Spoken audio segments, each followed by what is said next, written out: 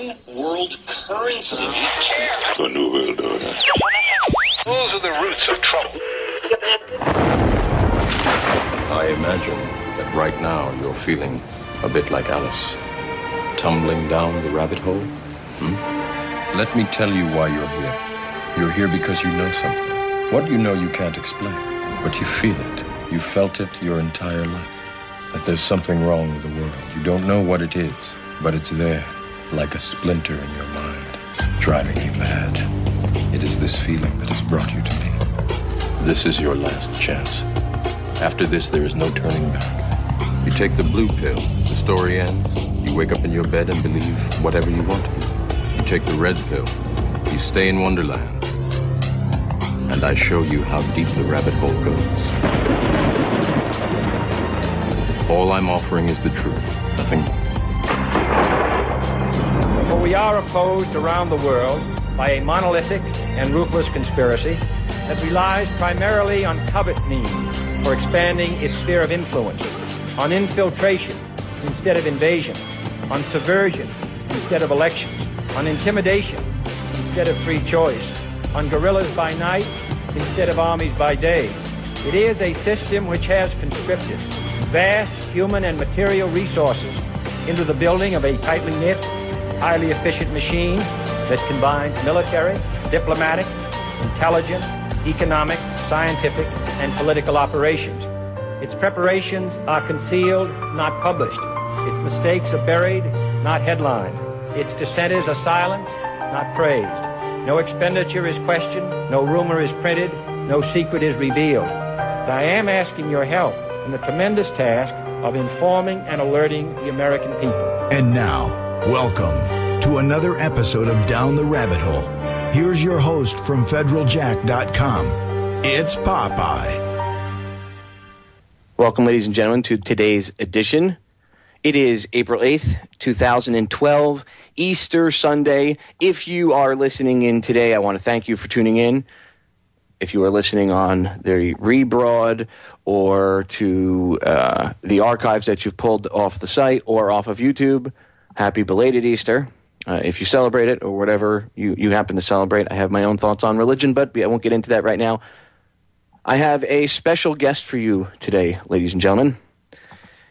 I received an email the other day, and in it was a link to a young Air Force veteran who recently, I guess, finished his complete tour, including your active duty and your reserve and everything. And he's been honorably discharged from the military completely and utterly. And I watched him give a speech, and then I watched him proceed to burn his uniform. And I have to say, it touched me on a personal level because he said something to in the during the speech, which I will play for you on air, that resonated with me. He called it a costume, and he is 100% accurate. So it is my pleasure today to bring this young man on the radio program, and I'm going to get his viewpoint on the burning of his uniform, his service, and everything else that's going on. 9/11, the military-industrial complex, the police state, world government, everything. Now, like I say, I love to bring on fellow veterans and get their viewpoints on things and let them get their voices heard. And I've said on air before that anybody that's a veteran that would like to come on, maybe talk to me, be a guest on the program, email me, just like Kal did, and I'll bring you on. So without further ado, let me introduce my guest, Mr. Kal Molinet. Kal, welcome to the program. Thank you, Popeye. Again, I'm very grateful to have this opportunity. Our mutual friend, Ivy, led me to your show, and kind of really appreciate what you're doing out there.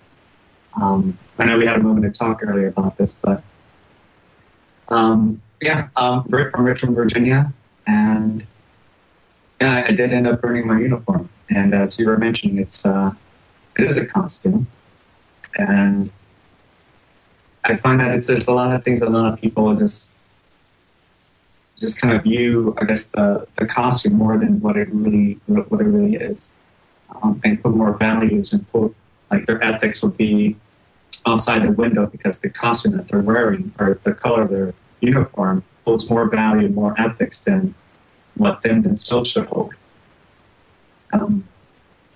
So the premise of the video was pretty much me letting go of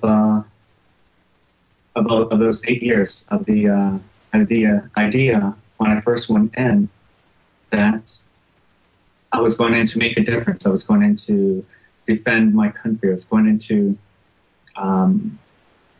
protect the freedoms of my brothers, my sisters, my family, my friends, strangers, my community, everyone. And if you can see that, if you think that's true, you only need to compare the last 5 years, the last 20 years, the last 50 years, and in regards to our freedoms, have we gained or lost freedoms? Right? If the military exists to defend or grant us more freedoms, where are they? Where are those freedoms now? Because we've only lost more and more every year. You're right. If the terrorists hate us for our freedom, then they should really love us right now, because we've lost all the freedoms that they supposedly hate us for, or we're close to being. Well, I would say we've lost probably about 95% of them, maybe 96. We're about pretty close to losing everything we had. Of course, this has been going on before 9/11, but to me, I see this a lot, and a lot of people will say, well, it's in response to terrorism, which we both know is horse crap. But the ramping up in the past 10 years, it's not even the same country. I was talking to you off air. I was in my mid-20s when I went in the military. You were a little younger, but we both could see the drastic difference in the country that we grew up in then as opposed to now. It's just incredible. No, I agree. Yeah, we're all too afraid that everyone out there is trying to take away our freedoms when here in our own country, I mean, if we're going to define terrorists as people who are trying to restrict and take away our own freedoms, it's like, well, can we just then fit the same definitions with the people in the government who are taking away our freedoms, who are in the business of restricting and taking away our freedoms? Exactly. Good point. Who stands to benefit from this stuff? The terrorist in a cave that we end up bombing the crap out of, or the multi-million-dollar corporations and the politicians that benefit from this? Good point, Kal. Thank you. My thing with the whole thing is with the costume, and I mean it's a great illusion, right? It's the it's a great these symbols that we kind of hold on to because we're kind of taught by growing up, especially in this country, that's something you have to respect automatically. You have to give your thanks and give your gratitude for, but never really question what these symbols really represent. And I'm not saying there's nothing wrong. There's nothing wrong with self-defense. There's nothing wrong with defending your family, your friends, self-defense and self-defense of others. But it's the initiation of that force. It's the initiation of aggression. It's the initiation of war that doesn't really kind of mesh well with that symbol. It's a contradiction with that symbol. And so looking into that and kind of realizing that is not really something one to affiliate myself with.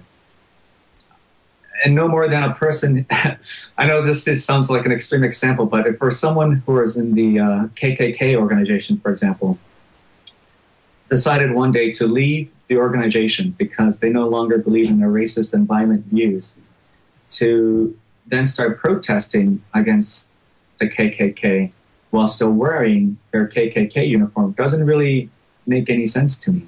To protest against violence but still wear the symbol of violence, the costume of violence. It's a contradiction there. That's very deep. I don't know if the listeners can understand how profoundly deep that is, what he just said. I mean, that's the one thing out of the whole speech. I mean, it all hit me, but the one thing that really resonated with me was what you just said. It's a costume. And if you're out there trying to protest, and I'm not bashing anybody that protests, I'm just saying if you're out there trying to protest, I totally understand your point of view. If you're out there trying to protest wearing the exact symbol of oppression and violence, you're not. It kind of doesn't make sense. It would be better to protest by perhaps burning that costume, which is what Kal did. All right, ladies and gentlemen, we're going to break. Stay tuned. Kal's hanging out with us for the full 2 hours. He's given up 2 hours on his Easter Sunday to hang out with us. So stay tuned. Don't go anywhere. We'll be right back. Ladies and gentlemen, we are back. It is Easter Sunday, 2012, April 8th to be exact. And I'm sitting with Kal Molinet. He is the Air Force veteran that I told you about that burned his uniform and gave a pretty deep, is what I would call it. I mean, you could throw words at it, epic, awesome, whatever. I would just say it was very deep because it was from his heart. You could see he was bearing his soul in it. And during the speech, he burns his uniform. So Kal was cool enough to send me the link for the video, and I'm going to play some of the audio from it on air right now for you, ladies and gentlemen, so you can hear his speech. And then I'll play it for a few minutes, and then I'll let him talk, and we'll get back into it. But I want you to hear what he said. Hello, my name is Kal Molinet, and as of today, I am no longer a part of the United States military.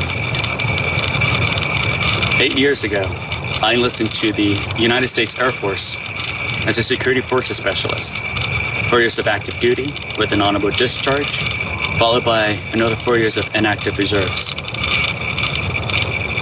I enlisted because I wanted to earn the honor of serving and protecting the people of my country, and to learn the necessary skills needed to defend myself and those most precious to me. It was a nationalistic sentiment of duty to your country that was culturally taught to me at an early age, in which not serving would have been viewed as cowardice. But I do not stand here before you with an attempt to appeal for your undeserved respect and gratitude. I stand here before you because I want to express my most sincere apology.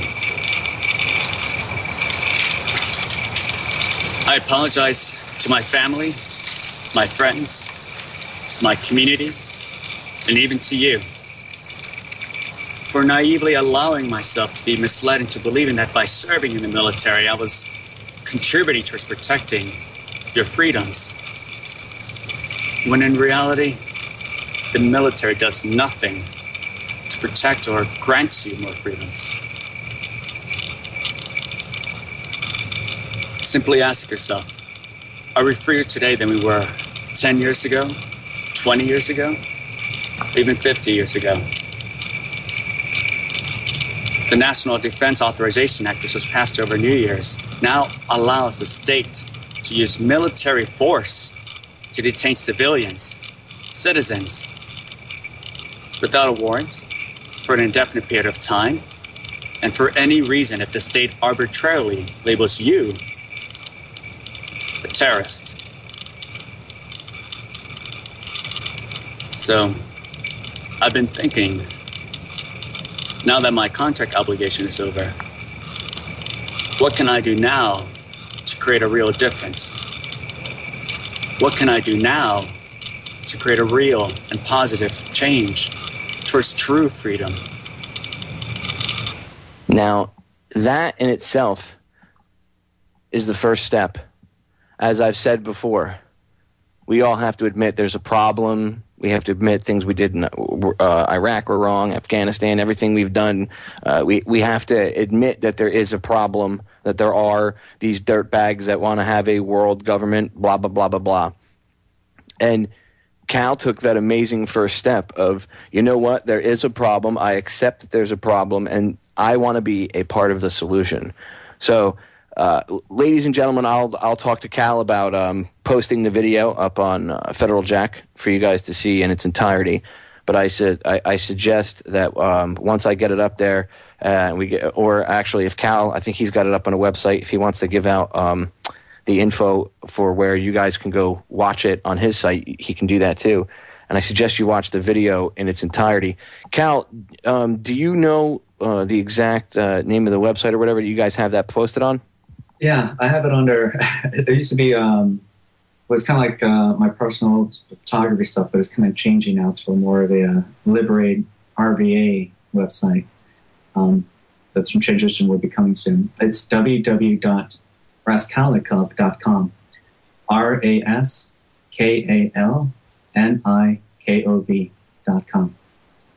And a literary figure from a Dostoevsky novel, kind of the same person who entrapped himself with this kind of moral quandary, and near the end finds himself unable to escape these moral truths. But in a way, I kind of identify with that character, because in a way that's how I felt joining the military. But unlike the character in the novel, who ends his days in a Siberia camp, I kind of find myself more released from holding onto those ideas and more freer, I guess, succeed where the literary character couldn't have succeeded, where he failed to continue or adapt or to find another way, a better way. And I guess the way I'm trying to, the idea that's out there is really that we should try to solve problems through violence, which only begets more violence. And it does nothing to set us free. It doesn't solve any problem. And this is not something I want to leave behind to my brothers, my sister, or my future children, right? This lesson that for them to solve problems is through violence. And that's certainly not something I want them to learn. Certainly not something I want them to carry with them in their lives. Because it only leads to more sadness. It only leads to more deaths and more violence in itself. Loss of freedoms. And that's not the future I want for myself. That's not the future I want for everyone. And that's certainly not the kind of future I want to bequeath to future generation, to leave behind for everyone. And as we were mentioning earlier about acknowledging this stuff, it is important to acknowledge. But how you proceed to bring about that change is what is important. I strongly feel that protesting and going to rallies are good for camaraderie, but that doesn't change anything. Protesting against the government doesn't change anything. I mean, we had a big protest here in Richmond, Virginia, about the new laws imposed on women who were going to get abortions, and lots of protests. People were arrested here at the Capitol steps. Nothing changed. The governor signed the bill into law. I mean, the biggest time there was large enough protests to try to create change was back in the 60s. I mean, the Occupy Wall Street, it's a pale reflection of what happened back then. And nothing changed even in the 60s. And nothing is going to change through the Occupy Wall Street. It's really if you just engage people, talk to your family, have conversations with your brothers, with your sisters, with your neighbor, with your friends about these sort of things. That's what's going to change. And I feel strongly that it will. I've had an opportunity in the past year living here in Richmond and found that has done a lot more difference than me joining these rallies and protests. Because the people you're protesting, rallying with, their mind's pretty much set up. You're pretty much speaking to the choir there. And yeah, so very true. When you're at an event like that, you're preaching to the choir. And I view my personal view sometimes on rallies and protests and stuff like that. That's why I don't do them myself anymore. I used to in years past, but to me, it's almost like it's good for a certain thing, but it's almost like a vent, a steam valve, which is what this new world order, this world government would want. They would want people to blow off steam so they wouldn't be pissed. All right, ladies and gentlemen, we're going to break. Stay tuned. We'll be right back. Don't go anywhere. We are back.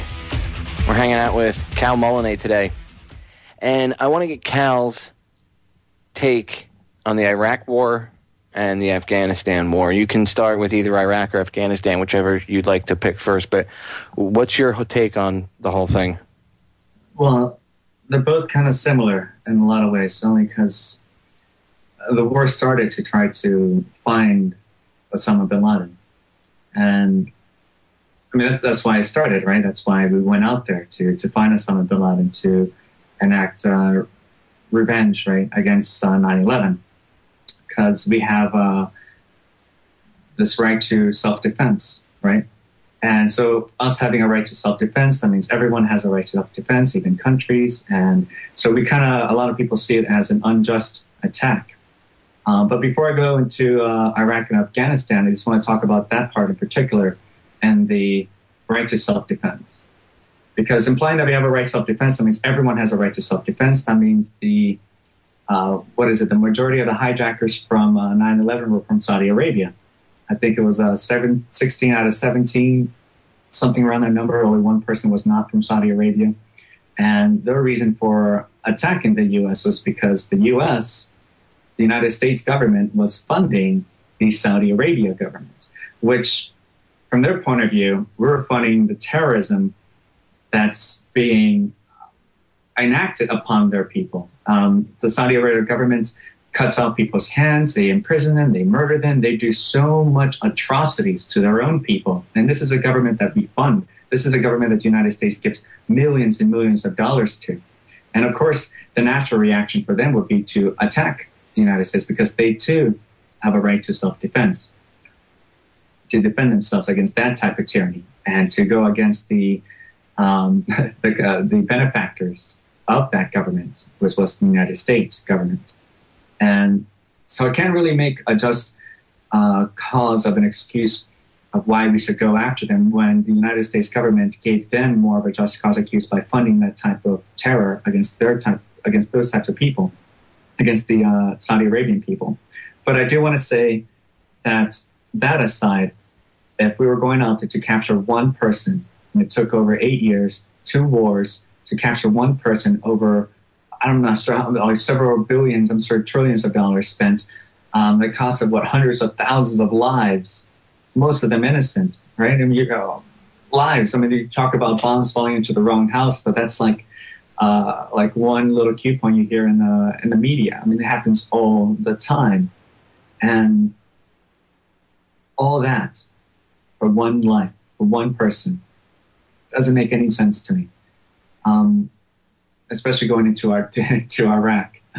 It just seems hypocritical, especially if before the war, there was a conference at the White House where the Afghanistan government, the Taliban, was offering Osama bin Laden at the time to a third party. Say, hey, if you want Osama bin Laden, we'll gladly offer him to a third party to face criminal courts and just provide us some proof, and we'll give him up.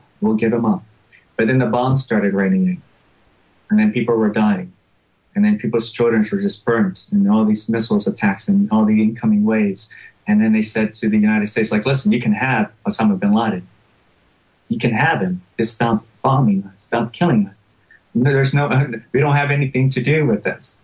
And of course, the United States government scoffed at their offer. And there's just YouTube, just go on Google, type in United States refuse Osama bin Laden, Taliban, just Google those terms. You'll come across that news conference where they just rejected that offer. No, because of course, that's not really the main interest of the United States going into war. It's about going into war. There's money involved there. You make a lot of money going into war. There's a big business. It's not no wonder that the United States makes a lot of money, the government, by selling arms to other countries like Saudi Arabia. It keeps the war going, keeps business going, keeps liquidating all that money. There's profit to be made by going to war. And so I find a lot of these things inherently wrong. It's not worth it. None of that was worth it. And of course, this goes beside the fact that it's an illegal war. It was never sanctioned by Congress, right? technically. So, but no one talks about that either. These illegal wars. There's a needless cause of hundreds of thousands of deaths that the United States government has engaged in. And none of it was worth it. None of it had any justification. There's no righteous cause to it. There's no honor in that. Sadly, that's the truth of it. It doesn't take courage to join the military and to go out there overseas to shoot someone who's innocent. It's very easy to join. They pull and pocket from the poorest of the neighborhoods to enlist people. It doesn't take courage to sign up. It takes courage to refuse that, because that's the easy way out. And people think they're going in to get that kind of honor, to go get these honor killings, to go and be a hero. You're not a hero. There's nothing heroic about killing innocent people. To be involved in a war that murders innocent people. There's no provocation in that. To go after one man at the deaths of hundreds of thousands, and that's on both sides included. It's people's children. I agree 100%. I could not agree more, Kal. I mean, it is just when you sit back, when you get out of boot camp, you and I were talking about this off air. You're what we used to call hard for the guard. You get out, you're ready to bite bullets out of the sky. You're yeah. And not until you experience things and then you get out and you look at things. And there are guys I still know to this day that are, all bravado like that. But I would say 90%, 95% of the guys, men and women I know that have served, especially in the past 10 years, they know what's up. They're not, Vietnam vets, same thing. They know what's up. They don't, I guess you have to have been used and abused, I guess, to understand it. It's like being in a bad relationship with somebody, and from the outside, the person is, the girl's hot. She's 5'7". She's got long blonde hair, nice boobs, nice legs. She always dresses in little mini skirts. She looks hot. But when you get to know her as a person, she sucks, and she treats the person she's with like crap. So if you're in that relationship with her on the outside, it looks awesome. But on the inside, it's a complete different experience. The military is the exact same way. Yeah, I agree. I mean, that's why boot camp is so long as it is, right?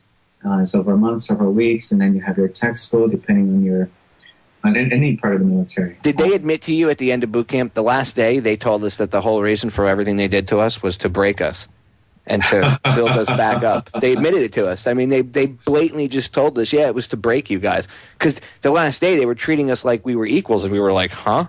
Because now we graduated. And they were like, oh, we're all equals now. Like the guy that was 2 days before beating the crap out of you is now like, hey, man, want to go get a beer? You know what I mean? You're like, what? Right. It's very strange. And that's when you realize it's more than just initiation. Because at first you're like, well, it's just, 8 weeks of training and initiation. But it's really not that. It's more than that. It's a method of mind control because they literally break you. I mean, I don't know about you, your experience, but I know when I went through boot camp, there were a couple people that lost it. We had one of the largest companies on the regiment at the time, and there were people that just went nuts. They lost it. We had a little over 120 people when we first started. I was 136 when we first started, and we graduated with 120. That's what it was. And a couple people went nuts, like crazy. One guy ran off the base, and they found him hiding at a porta-john like 16 hours later, just shaking and talking to himself. And this was boot camp, man. I mean, that's tragic, yeah. Yeah, they do some weird, strange things to you. Boot camp is definitely a method of mind control. It's a way to take the person that you are and convince you to put that person in a box almost. I mean, that's the only way I could describe it. Like, listening to you talk, you're one of the very people I've talked about in the past on air, where I say I meet so many veterans that when you talk to them, you're like, when I was in, I would be like, what the hell are you doing in the military? Because it's like they're the complete antithesis of a drone soldier, or a drone airman or sailor or Marine, and again, you live up to that. You are exactly what I was talking about. You're a living, breathing example of that. All right, ladies and gentlemen, we're going to break. Stay tuned. More with Kal when we get back. Don't go anywhere. We're back, ladies and gentlemen. And Kal reminded me during the break that actually the 10th of April is the one-year anniversary of my show. It would be the 10th of April last year was the first day that I started down the rabbit hole. But today, because of a leap year and everything, today would actually be exactly 365 days that I've been doing this radio program for you here on the Orion Talk Radio Network. And I'm going to be, I have to put the page up on Federal Jack, but I'm going to be selling 32 gig thumb drives because I had to get the huge ones because I rendered them all in 128K CD audio quality. But I'm putting the entire first year, including this radio show, and if you buy it in a month, it's updated as I do my shows. But it's going to have the entire first year plus whatever on the thumb drive, and I'm going to be selling them for $50, and that includes the thumb drive, the first year, and then shipping and handling to wherever you are. If you're out of the country, it might cost a little more for shipping and handling. I have to go to the post office and find out how much they're going to charge me.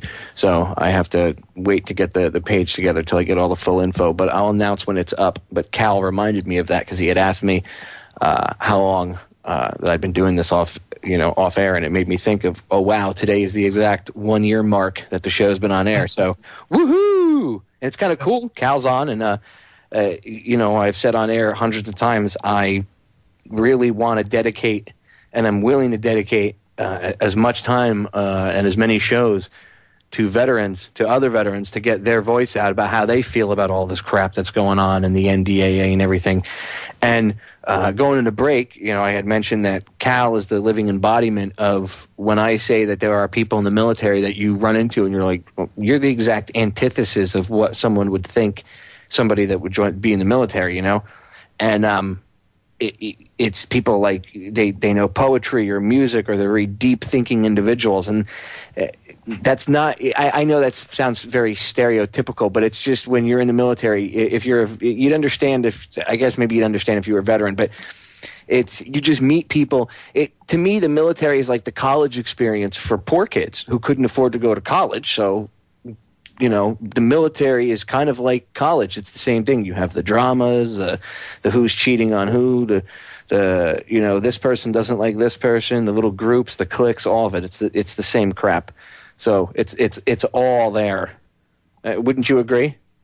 Yeah, I would agree. It's like college for poor kids. It's the best way I could describe it. What say you? About the military experience for everyone. Well, I find that there's a lot of people who join the military because they have no other choice. I find but from a majority of it, I met a lot of people in the military. A lot of them tell me, well, it's their family's always been in the military. It's always been a culture sort of thing. It's always been what they kind of been brought up to, in the same way I've been brought up with. I grew up for many years in Bolivia, in the country of Bolivia, and in Bolivia, you have to join the military for 1 year. And if you don't join, if you find a way out of that required year of mandatory enlistment for a year, you're viewed as a coward. And here in this country, I guess coming here and having that same culture experience, and my father was in the military too, and everyone always telling you gain honor, it's a great thing to do, you get discipline, it's all these fantastical benefits. And I said, well, why not? I figured at some point in my life I have to join the military then. And better I joined it now while I was, early and young than later when I'm older, when in my late 20s or something. But so that's why I did it.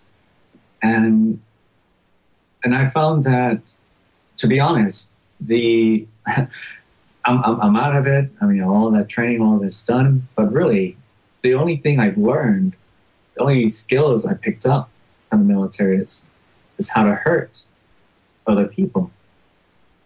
That's it. Nothing more. Just how to hurt people. No matter who they are.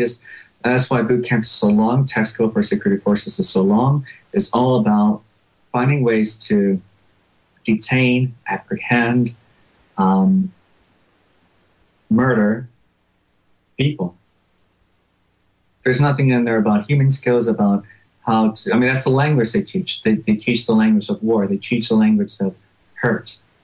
They don't teach the language of love. They don't teach the language of caring or anything else. So, of course, when you do come out, when people do choose to leave, of course, it's going to be difficult for people in the military veterans to transition into a civilian world.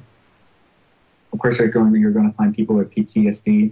You're going to find people who are struggling to conform, because that's all they know. Their skill set is hurting other people. And we talked about this off air, how they spend weeks training you how to kill and injure people, detain people, hurt them, maim them, kill them, whatever. And they'll give you a 6-hour course, if that, on how to talk to them. It'll be, today's a classroom day. You know, and you're like, what? You show up, you show to muster, and you go into the classroom somewhere on the base, and you sit there for 4 to 6 hours, and with a break maybe, and you watch stupid videos, and maybe if you're lucky, you get out 45 minutes, earlier than expected, and everybody's like, woohoo, it was an easy day today, and then they don't realize that was your instruction on how to be a human to another human being, even though you just had 2 weeks of instruction on how to kill, blow up, maim, destroy, and mutilate. Right, exactly. And some people will argue, perhaps, well, that was your job, right? That was your occupation, so you understand that. But there's a difference between an occupation of someone in the private sector, for example. They have the training to do security, but their training of security doesn't involve viewing everyone else as the enemy. You always have suspicion on everyone around you. And there's nothing to desensitize you aside from that. They show you videos on on how they hurt other people, how they shoot at other people, how they bomb other people.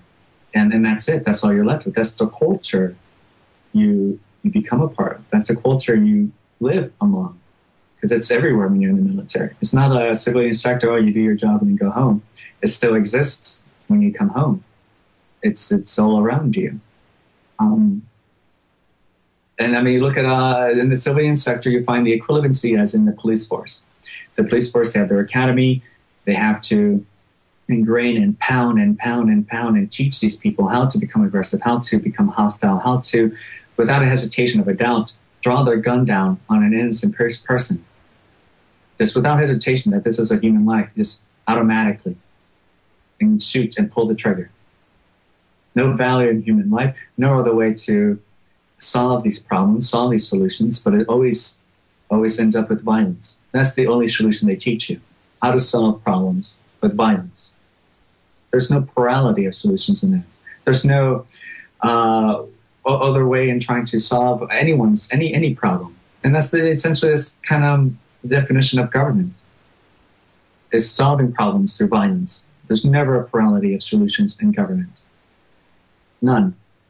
You look at the laws, you look at the National Defense Authorization Act, it's all about how can we make America best and safe, but it's always at the end of the gun.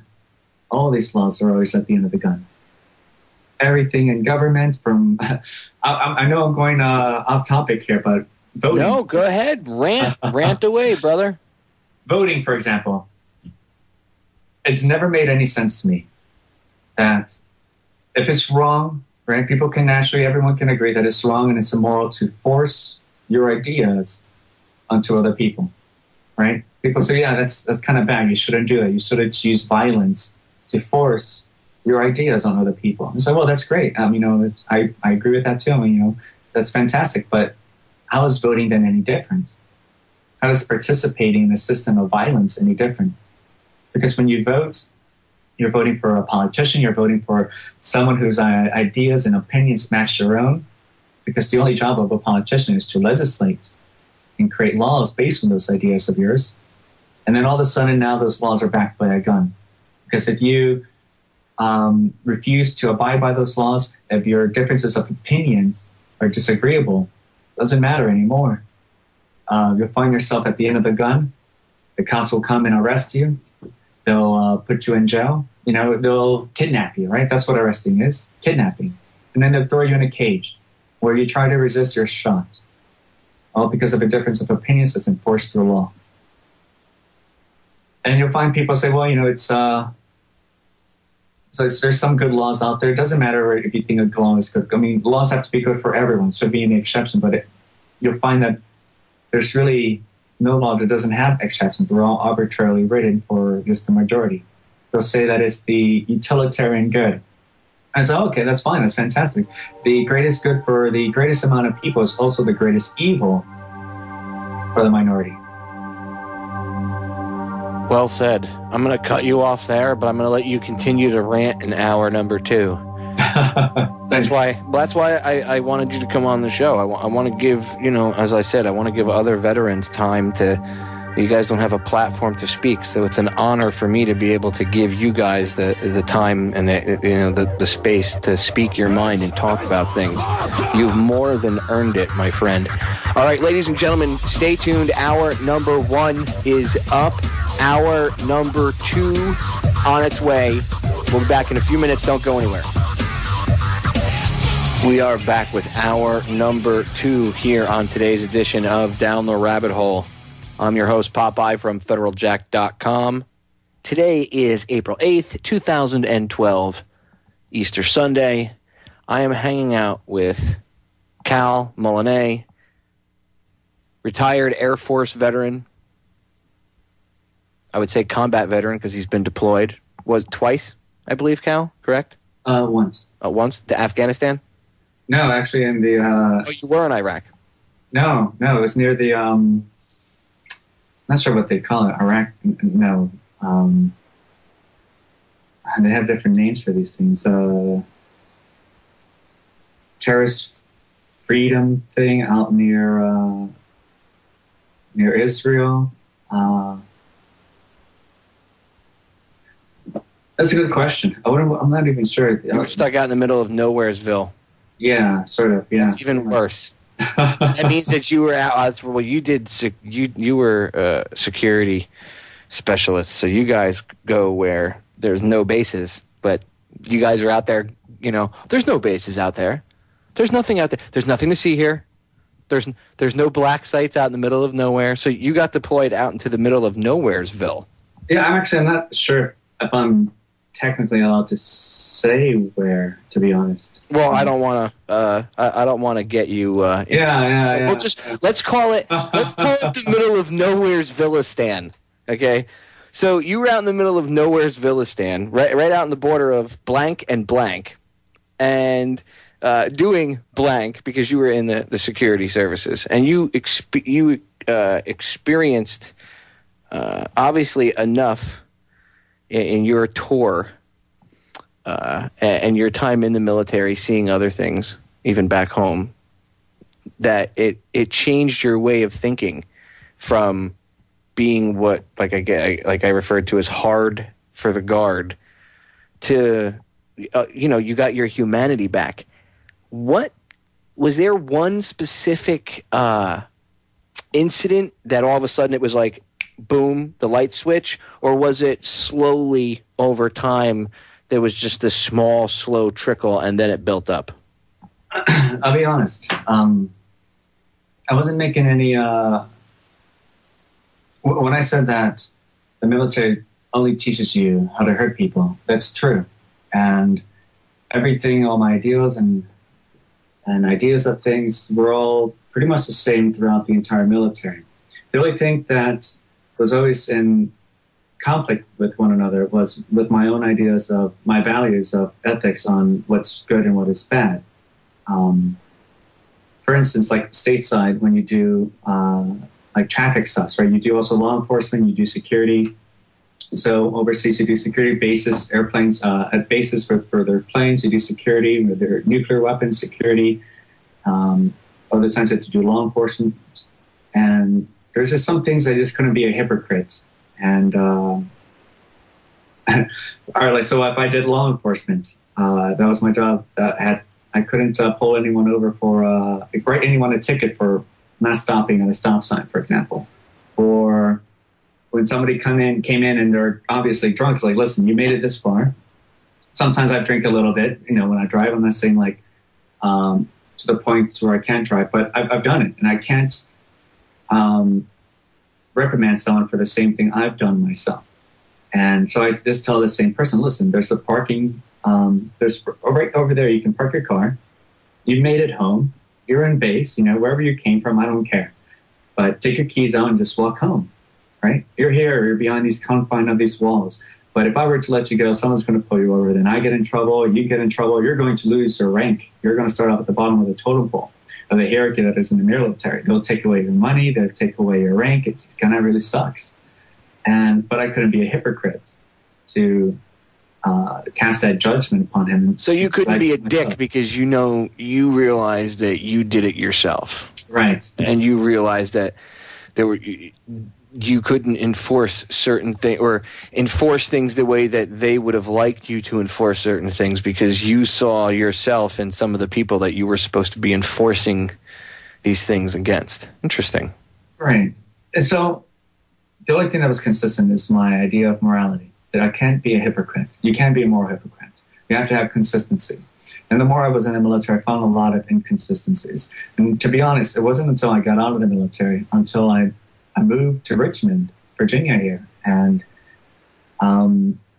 started realizing that people were not as cruel as the military and other culture stuff, growing up leads you to believe that people are. I mean, you grew up seeing the worst of people, right, instead of seeing the best of people. And it wasn't until getting out of the military and making friends and interacting with people and realizing that people are not as cruel and mean and violent as the rest of, the military kind of puts them out to be, or as culture values, makes you distrust your neighbor, makes you spy on your neighbors and stuff like that. It could be a terrorist, and you have this kind of, become a close-knit culture, become more of a spy versus spy kind of culture. But then, so it wasn't really the military at all. It was really getting out of that environment that made me realize that people are not as cruel in that sense. Yeah, they're not the monsters. They're the boogeyman is not what you thought. Basically, right. I completely concur.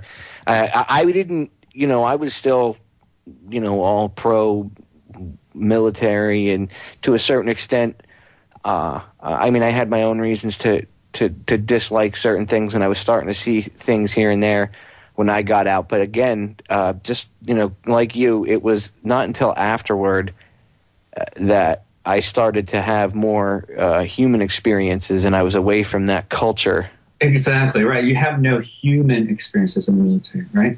You figure you're going to go in there and you're going to meet a lot of people who have similar-minded sort of views and stuff like that, but you realize there's very far and few in between. Maybe one or two I've met, but for the most part, they're all in and immersed into that culture. It's us versus them type of culture. And now with the NDAA that's passed now, especially, it's military versus civilian type of culture. And you can't trust civilians. You have this sort of warped view on anyone who's not military. And so I kind of see how it is difficult for people to have that transition to, again, when they get out, to make that connection back to society, because that's what they've been taught. That's what they've been trained and ingrained through all that training and viewpoints. So for me, my way out was really immersing myself in a community of people and realizing that that's not really the case. There's really a lot of loving and kind people out there, brilliant people. I've not met one person here in Richmond. I've lived here now for 2 years now. And I got out of the military, and you do your inactive stuff, but you can still kind of live anywhere else. You just got to go in and report and whatever training you need to do.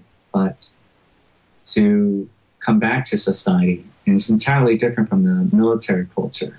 And you find that people are really not like that. It's really people who are in the military who are like that. That's why guys are killing themselves, because they're coming back and they're realizing the reality. A lot of them are having this realization of what reality really is, and they're realizing things that they did, and they're having this massive clash inside themselves. And of course, the military, none of the 5 branches, they don't take care of their own at all. None of them. They act like they do, and they take care to a certain extent, because they're kind of forced to. But they certainly don't take care of people, especially people coming home from a deployment, no matter where it is. They don't treat them the same. They don't treat them the way they should be treated. They treat them like garbage, I guess you could say, because they don't really. Half people I know don't even get debriefed. I know guys that have come back from combat tours. You're supposed to get debriefing and everything. Their debriefing was like 15 minutes. And it was welcome back home, go have fun with your family, go get laid, goodbye. Yeah. That was your debriefing. And then they wonder why these guys are snapping and killing their wives or killing themselves. That's the only language they didn't taunt. Violence is the only language they didn't taunt. Yeah, it's been turned on and it hasn't been turned off. We're back, ladies and gentlemen. Cal and I were chatting. I didn't even hear the bumper music coming up, and I talked right over the bumper music, as I often do sometimes, because I am a blabbermouth. But that's why Jimmy X gave me a radio show, because I can blah, blah, blah, blah, blah. So anyway, today Cal and I are talking, and during the break, once we realized we were at break, it's kind of funny. We were chatting about veterans. We were talking about veterans issues going into break, and we were chatting about veterans. And I want to get his take on the amount of homeless vets that are out there. Again, that's today is I'm donating it, giving him as much time as he possibly can to get some airtime. I like to do that for people that have to get their have a need to get their voice out, and especially, as I said before, for our fellow vets. So, what are your thoughts, Cal, on the homeless problem with veterans? Because it's just immense. I would say half the homeless out in the street now, something like that. It's like 50% of the homeless people in the street are veterans, if not more. To be honest, I'm not sure exactly the statistics or figures, but I'll be honest to say that I think it is sad, not just because you're a veteran, that anyone's out there homeless in the streets. I'd say that it is upsetting. It is certainly something to look into and try to see what you can do to help. But the services that are offered now to help veterans, to help anyone, right? I mean, we're talking about people who are out there in Actually, yeah, let's open it up to just broad homelessness in general. Why the hell do we have homelessness in a country where you have houses sitting vacant with grass growing 8 feet tall because the bank is just sitting on it? Does anybody not see a problem with that? What do you say, Cal? My problem with that is the best way to solve these problems is to not invite the state to try to solve these problems, because the only thing the state ends up doing is the reverse and opposite, right? They created the welfare system, and now you have people who are chained. You create an underclass of the welfare system.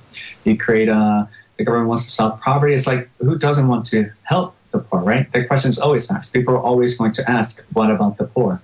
What about the homeless? What about the people who need that genuine help?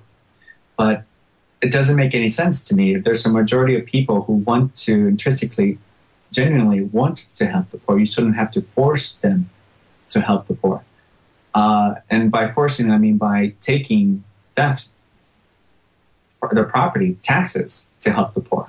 People could more readily do it in a more straightforward process to help the poor directly if their money, of course, their property were not taken away from the state to do it. It doesn't make any sense to force people to do something they already want to do.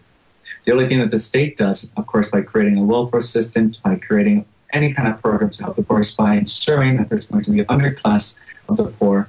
And these people you can always count on for the votes, right? Because now you have people like an IV drip that are hooked up to the government system that now needs the government for support. And of course, they're always going to vote for more government. This goes for Social Security. This goes for Medicare and Medicaid. This goes for any program that the government creates. They're all just IV drips that they create. And of course, it gets hard for people to get off of it. These are the only solutions government has to any of these problems is like heroin. It's a quick fix, but then it fucks you up for the long run, right? They're not smart, immediate, long-term effects to solve a problem. They're just quick fix problems. I'm sure Social Security, for example, was a great and wonderful idea in the beginning. Nobody knew the true cost. It was free for everyone. Hey, just sign in, get on board. And yeah, you don't save enough money. Hey, there's a nest egg here for you just in case you didn't do the mature and responsible thing to save enough money for yourself. But the true cost now is that it's on the burdens on the next generation. Now up to where we are now is now into the unborn generation. We're selling off now the unborn to pay off the older generation for their Social Security. And it doesn't make any sense. It doesn't make any sense. Not to help the poor for anything like that. It'd be clearly, by definition of democracy, is you have the majority of the people want something. They elect someone to represent them, and then whatever they want are clearly enacted through legislation. Right? The worst part is if they had left things alone the way they had set it up, right, there actually would be, and there is a surplus of money still in Social Security. Christina just even talked about this, but the point is, if they had left it alone, there would be enough there for everybody because everybody's paid into it. The problem is the government uses Social Security like a savings account for themselves to do more things like lob cruise missiles at foreign countries, go invade more lands that we shouldn't be invading. And I think one of the biggest problems when it comes to our economy is people don't want to admit what the biggest economic problem is. Yes, the entitlement system, I completely concur. The way it's set up is to it's like having people getting addicted to drugs almost. And it's hard to get off that heroin. You require it. You don't want to go through the withdrawal symptoms and everything. Right. But the even bigger problem, the elephant in the room that nobody wants to talk about, are these endless wars. The amount of money that we have spent in quote unquote defense. And how much money? The Department of Homeland Security didn't exist until after 9/11, although they did have plans to make it prior to 9/11. So 9/11 was just a convenient excuse for it. But it came into being after that event. So within the past 10 years, this whole new bureaucracy was created that sucks up how much money per year? And that's just one bureaucracy. How much other needless government agencies have been created? I say all the time, everybody says, well, what would you do without them, dude? And I say, well, it's real simple. Volunteerism. Why are we paying to have all these useless bureaucrats? First of all, we don't need half the red tape we have. They're unproductive, useless jobs. It's like having leeches attached to you. Yeah. Okay, or having a tumor excised. We have to get rid of some of this useless crap that we don't need. And then once we get rid of the stuff we don't need, we look at the stuff that we do need, and let's try to get rid of 25% right off the bat of the paying positions and have volunteers do it. I was a volunteer firefighter for 6 years. I grew up with guys that are still in the same town that we grew up with, we grew up in, and these guys are, been on the department 20 years. They obviously find time to donate to the fire department. Why can't others do the same thing in other aspects? Why can't we have a quote unquote some form of agency that they have a mandate? They only do one specific thing. That's it. They're not allowed to get involved in anything. And if they do, they get in. That's it. The person that does it immediately gets. There'll be some sort of punishment. Whatever, you get loss of rank, whatever the case may be, but something serious enough that they would not want to do it, okay? And that would be it. And it'd all be volunteer. Nobody gets paid because then you'll still have the political aspect of it, that politics, I want this position of power or whatever, but it'll only be to a certain extent. It'll be in check. And then eventually that person will realize that it's kind of a moot point. And if you get the right people in there, it'll be a good thing. Yeah, you have to kind of I think you have to have a vetting process. You shouldn't just let any moron, power hungry douche, in maybe have some sort of vetting process or whatever. But volunteerism, why do people need to get paid? Well, I take care of things, Popeye, but why do I need to pay you to take care of it? Why don't you just volunteer your freaking time? You know what? If everybody did that, if everybody volunteered more time, we wouldn't need all this bureaucratic bullshit to begin with. All right, we're going to break, ladies and gentlemen. Stay tuned. Still got another half hour with Cal. Don't go anywhere. Ladies and gentlemen, we are back. Make sure you go check out Joe's show. You just heard Joe do his little liner there. Go check his show out today. After mine, stay tuned, 7 p.m. to 9 p.m. Eastern Standard Time here on the Orion Talk Radio Network. My two buddies, Joe and Tim, Conspiracy Chronicles. It's a Sunday. Make sure you stay around. I'm sure they got something they dig up. Tim talks about 9/11 and stuff like that, but he also has a knack for digging up stuff that I've never even heard of. I usually tune in, and if you can't tune in, don't forget you can always tune in to us on TuneIn Radio on your cell phone. I'm sure Mac probably has it for the iPhones, but I know Android has it. I'm sure they have it for the iPhone too. Just download it, look up Orion Talk Radio, set us as a preset, and you're good to go. All right, I want to get back into it with Cal. So we were talking about volunteerism and the government and the need for government and everything. So I want to read something really quick, and then I'm going to give the floor to Cal so he can pontificate about his thoughts about volunteerism.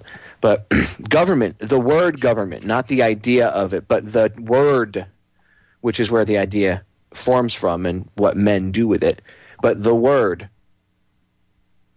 government, it is derived, the word itself, from the Latin verb governo, governere, meaning to control. That's the govern part in the beginning. In the Latin noun mens or mentis, meaning mind, that would be the ment at the end. So together you have control the mind, to control the mind. Government literally means to control the mind. I'll explain that one more time. The word government itself is derived from the Latin verb governo, governere. I'm probably pronouncing it a little wrong, but I don't really care. Meaning to control. And the Latin noun mens or mentis, meaning mind. So you have govern, to control, ment, mind, to control the mind. Do we even need that? Can't we take care of ourselves? Again, it touches back on volunteerism. Why can't we just create, volunteer fire departments? Get rid of the police department. You don't need to pay them. Have volunteers do it. I guarantee you'll have less police shootings and less beatings and stuff because it'll be people that live in the community doing the policing. You think they want to beat the crap out of their own neighbors and then they have to live next door to the guy?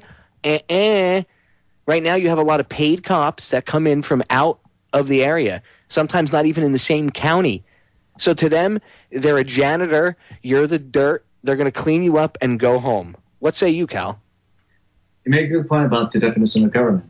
And to govern the minds, it's more, as in the same way, be enslaving the minds of people. Because you can't force a cow, you can't threaten a cow with death to produce more milk. In the same way, though, however, and the complete opposite, you can't threaten a human being with death, with violence, to produce more productivity, right? So government is mostly what you call the farm that we're in, this tax farm that we're enslaved in. Because we can produce more money for government, we produce more productivity for government. And every once in a while, they'll let us have maybe some little bit of freedom because it's known that animals that have a little bit of freedom, a little bit of space, produce more milk, produce more productivity, resources, and in the same way it's done with humans. So, of course, I'm not surprised that by the definition of government is by controlling, enslaving, governing other people's minds. Because what greater resources there on this planet than other human beings? I think that's the greatest resources, more than computers, more than oil, more than anything, are other human beings. And of course, someone who happens to touch upon our rationality part, knowing what's good and bad, and knows how to twist that and to enslave us. Of course, we're trying to make most use of that. And in the beginning, it used to be religion, and then the monarchy got power, and then people wanting to serve that power, and you have representative government. It's all people who just want to have a slice of that pie, to be in charge, to have that power over the people's minds.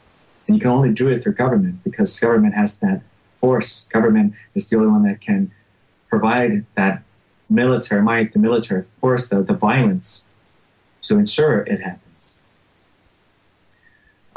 But you're touching about earlier about bureaucracy, you're talking about voluntarism. Now, 100% voluntarism is great. Free mutual contracts are great.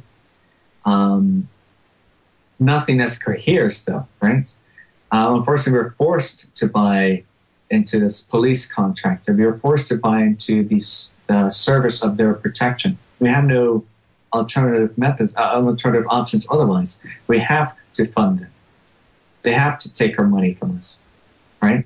At gunpoint. If we don't pay our taxes, they find us, they throw us into another cage, right? They kidnap us in the middle of the night.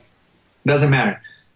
If you don't fund this stuff, if you refuse to pay your taxes to fund anybody's government program, you're thrown into a cage in which you try to escape. You're shot.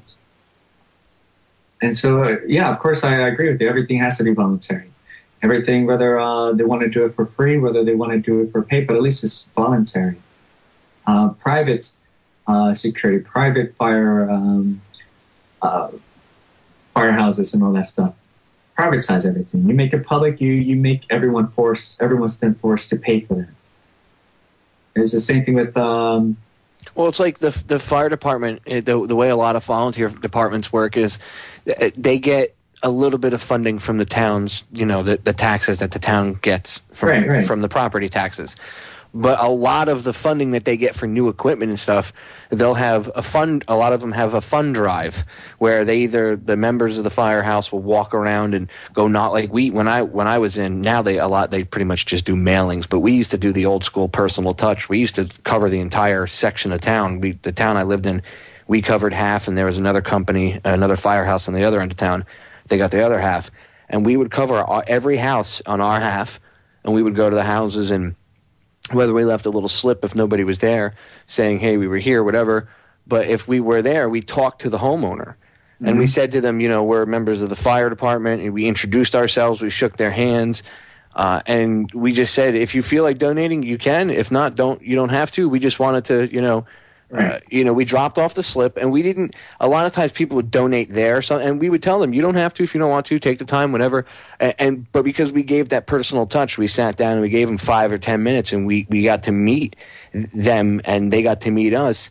Over the course of time, it builds a sense of community around that firehouse. Okay, that's how firehouses. That's how a good firehouse works.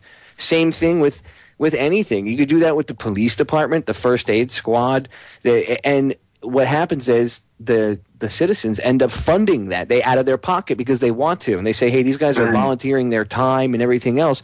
And sometimes, depending on economics, it's hard. But a lot of times people will be willing to say, hey man, here's 10 or 15 bucks. Thank you for, and it's not that the firemen get that. That goes to buy the newer equipment each year and, pay the town for fuel and everything else. Because if the town wants a firehouse, you don't need to force them to pay for it, right? I guess it depends on each. You don't need to force them to pay for that security. Yeah, no, you shouldn't have to. It should be the town doing it themselves. That's how they originated anyway. I mean, I know the firehouses back in the day, it was insurance and all this other stuff. There's a lot more to it. Like if you didn't have the proper insurance placard, they'd let your house burn. But that was when it got into the evil, money end of it, when trying to make money off of it. If everybody just did it because it's the right thing to do and that's what you should do, things would operate, complete 110% efficiently. There wouldn't be any problems because everybody would be doing things, quote unquote, for the group. And I don't advocate groupthink or anything like that, but you should go out and get into your community. You can be an individual in a community. You don't have to take part in groupthink or be an idiot that you should take someone else's stuff so I can have it because I don't want to work or I'm lazy. I don't agree in any of that. But everybody would have equal if everybody just was in it for the betterment of each other. If I was in it for you and you were in it for me, and neither of us was in it for ourselves, I mean, at a base level, survival, but if you look beyond yourself and I look beyond myself, and if everybody did that, it would grow exponentially and things would drastically change. And right now, everybody worships money and power and positions and things like that, and that goes into the base level of Satanism of being all about I, which is ego. All right, ladies and gentlemen, we're going to break. Final segment coming up. Don't go anywhere. Ladies and gentlemen, final segment of today's episode. Before I forget, Wednesday, I will have a special pre-recorded episode that I'm putting together for you. I will not be in studio live. It is not something I've aired before. I don't air rebroads, you know that, so it will be something special. It'll be talking about, it's going to be some clips from the movie Esoteric Agenda, and it's going to be getting into some of the, well, you'll see. I'll just leave you with that, so, hopefully that'll leave you drooling and wanting a little bit of more. So I'm putting together a special broadcast for Wednesday because I will not be in studio. I'm early in the morning. I will be on Joyce Riley's program, FM and over on GCN from, I think it's 9. I'm not sure if it's 9 or 10. You have to go to her. Just go to the Power Hour. Look on the schedule because there's 2 conflicting times. I'm not sure which one it is right now. But just go to the Power Hour, and they'll have me on the schedule for Wednesday. Wednesday morning, I'll be on for an hour discussing the Titanic. And that night, I'll be speaking up in Boca at FAU to a college class, so which I will be recording, and I'll be playing the audio on air Friday for you guys. I'll play some audio and talk about it. But I will not be. The day's going to be so busy, I won't be able to broadcast. So I'm putting together a special pre-recorded show for you guys, and it will be a very good one. So make sure you tune in, please, because I'm spending like about 4.5 hours in total putting everything together. So I promise it's not going to be a boring rebroad. So be here Wednesday. All right. Shameless plug time for Cal. Cal, go ahead. Plug your websites, YouTube, whatever. Well, already I mentioned earlier that I have that Raskolnikov website. It's in transition. It should be done perhaps by this month to kind of more reflect more of a liberate RVA, more of the antithesis of the Occupy Wall Street instead of occupy, more liberate us. It seems that they're more interested in occupying more government ways to solve more problems through more government solutions, and instead of liberating ourselves from government, from these problems that are causing everything. Then to talk about bureaucracy and all that stuff is just stop participating in it. Stop participating in voting, stop participating in the system of violence that is government. Just is anything that has to do with violence is just don't be a part of it. Don't entertain the notion that you want to just, hey, just for fun, just for, my vote doesn't matter. Just the fact that you're not voting matters. The fact that you're not participating matters. The only other shameless plug I have would be the YouTube. It's Renegade Boy Scout. Renegade Boy Scout abbreviated as an SCT. So Renegade Boy Scout, that's my YouTube channel. And it's something I'll be growing a lot more, especially in the weeks to come. Spell out the website one more time for everybody. Raskolnikov.com is RASKALNIKOV. And that's where they can see the video of you burning your costume, as you called it. Yes, that's correct. Yes. And then you can also see it on the YouTube channel, which you'll also see from that website. And yeah, shameless plug. Input it. Good. Awesome. With the last few minutes, I want to cover solutions really quick because that's where we were going with the whole volunteerism thing. Mm-hmm. I think it's important that one of the first step everybody has to take is that we have to admit that violence itself, like you said, is not the answer. And there's a difference between violence and self-defense. There's a big difference. Defending oneself is completely different than if you're just walking down the street and you take a baseball bat and cave someone's skull in with it. Two different scenarios completely. Violence is bringing that negative force, that physical violent force onto somebody like that. Self-defense is different. And Mark Passio and I have gone into that, into the deeper end of that stuff. You can go look up a couple weeks ago, I aired the podcast I did with him where we talked about personal accountability and moral culpability, and we get into that. But what say you, Cal, solution-wise? What would be, if you were talking to the general public or people that are just coming out of the military and they're not sure where to go, or anybody that wants to wake up, what would be your suggestion for their first step? The first suggestion here's the thing with that. For anyone to claim that they have the answer for all solutions, that's a load of bull, right? To readily admit and to say, I don't know, is the first step. To say, you know what, I don't know how to solve this problem with homeless people. I don't know how to help the poor. I don't know how the roads can be built, right? But I do know that violence is not the way, that forcing other people to pay for these roads through taxes at gunpoint is not the way, that their government, which only extends itself to gunpoint, is not the way. I find that the free market will find a solution to that. Things that are mutual, things that are voluntary is the way. People that can pull their resources voluntarily, people who perhaps want to pay to a company that wants to do it for you is the way, right? Anything that has nothing cohesive in its nature is inherently wrong. I'll say that for the same way, there's this other philosopher I really like. He's from Canada, Kal Molinet. He's got this great thing about slaves, for example.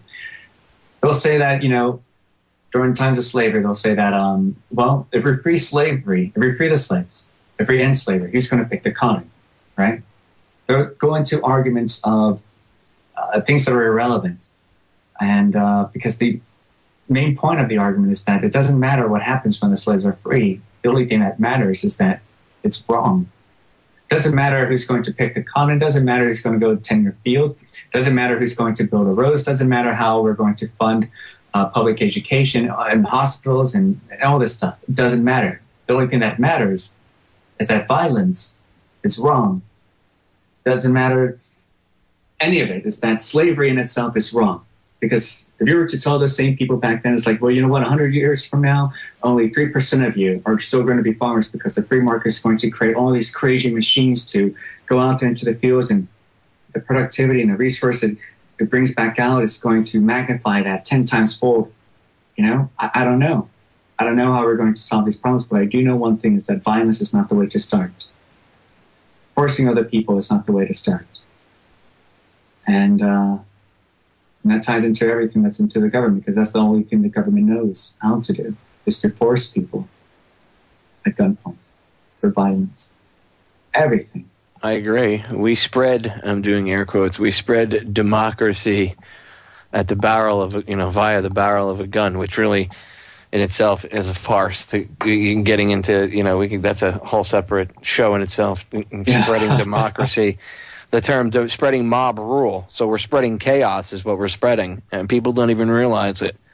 It's just amazing. But the very detached American citizens wouldn't, most people wouldn't. There's so many people. Now there's more people paying attention, but still, when it comes to the wars, economics and stuff like that, yeah, there are more in the younger generation paying attention to war, but there's still this disconnect. And like you were talking about earlier, they play off that with the military culture and the civilian culture. And then now you have the NDAA. Now it's really bad because now you have they're trying to, when I say they, I mean the establishment, the social engineers. They're trying to make that rift, that divide between civilian and military even bigger. Yeah. I mean, there's even a rift between vets and active duty. There is. You know, they look at vets like, oh, you're a civilian now. You're one of them. They don't get it. They don't realize that the veteran is the next. I saw it firsthand when I was in. You know, you understand what I mean.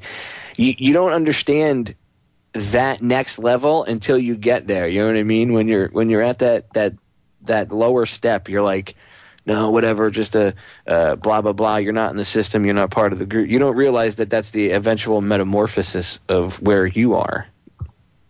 You don't look at it like maybe they have some wisdom. Maybe they're right. You know what I mean? It's like the older brother talking to the younger brother, and the younger brother says, no, it's different. I'm not going to be like you, blah, blah, blah, blah, blah. And then he ends up being, doing the exact same thing that the older brother or the father or whoever, the uncle, cousin, you end up going through that exact experience. But you had to, I guess in a way, sometimes you have to experiencing it yourself. Listen to me, you have to experience it yourself. We have about a minute left, Kal, so go ahead and... I'll give you the last minute. Anything you want to pontificate on? Anything you want to rant on really quick? Well, what you just said about how people kind of repeat these sort of patterns, that's a very good point. People are repeating a lot of this culture stuff that's kind of said to them. And, the title of your own show is Down the Rabbit Hole. I mean, that's I love that title. It's the allegory of the cave is to escape that kind of cultural repeat. It seems a lot of people just don't know that they're continuing to take those blue pills, right? Yeah, everybody has to take the red pill. We're out of time. Kal, thank you for coming on. I'm going to have you on again as a guest. It was just an epic interview, a great show. Thank you for coming on. Ladies and gentlemen, thank you for tuning in. Make sure you hang out. Stay tuned for Joe's show. Him and Tim are coming up next with Conspiracy Chronicles. I'll see you next week.